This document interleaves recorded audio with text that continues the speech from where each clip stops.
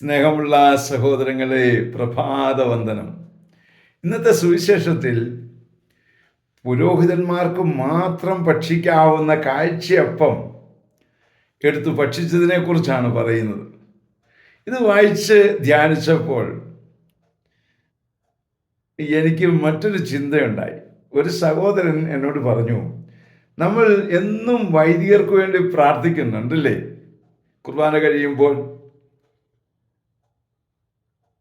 എന്നിട്ടും നമ്മുടെ ഇവരൊക്കെ എന്തേ കുറച്ചുകൂടി നന്നാകാത്തത്?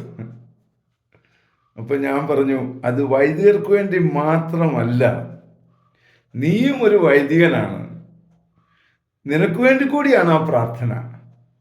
രാജകീയ പുരോഹിത ഗണമാണ് നീ. അതുകൊണ്ട് ആ പ്രാർത്ഥന എന്നിൽ സംഭവിക്കട്ടെ എന്ന് വേണം പ്രാർത്ഥിക്കാൻ. അപ്പോൾ എന്ത് സംഭവിക്കും?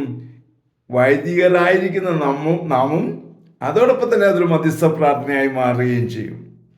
മറ്റുള്ളവർക്ക് വേണ്ടി പ്രാർത്ഥിച്ച് ഒരു ബന്ധവുമില്ലാത്ത ആൾക്കാർക്ക് വേണ്ടി പ്രാർത്ഥിച്ച് അനുഗ്രഹം പ്രാപിക്കാതിരിക്കുന്നതിനേക്കാൾ നല്ലത് നീ കുമ്പിടുക, എന്നതിന് ശേഷം ആ പ്രാർത്ഥന സ്വീകരിച്ചെടുക്കുക. അപ്പോൾ നാം എല്ലാവരും അനുഗ്രഹിക്കപ്പെടുക തന്നെ ചെയ്യും. അതിനുള്ളൊരു കൃപാവരം ലഭിക്കട്ടെ എന്ന് പറഞ്ഞ് വൈദികർക്ക് വേണ്ടി പ്രാർത്ഥിക്കാതിരിക്കരുത് കേട്ടോ.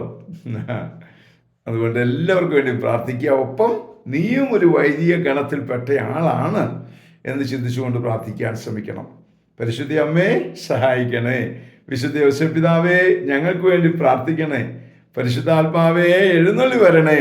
പരിശുദ്ധ പരമ ദിവ്യകാരുണ്യത്തിന് എന്നേരവും ആരാധനയും സ്തുതിയും പുകഴ്ചയും ഉണ്ടായിരിക്കട്ടെ. ആമേൻ. നമ്മുടെ കർത്താവായ യേശുക്രിസ്തുവിന്റെ കൃപയും പിതാവായ ദൈവത്തിന്റെ സ്നേഹവും പരിശുദ്ധാത്മാവിന്റെ സംസർഗവും സഹവാസവും സ്നേഹവും ശക്തിയും കൃപയും എല്ലാ അനുഗ്രഹങ്ങളും സമൃദ്ധമായി നിങ്ങൾ ഏവരോടും കൂടെ ഉണ്ടായിരിക്കട്ടെ, ഇപ്പോഴും എപ്പോഴും എന്നേക്കും. ആമേൻ.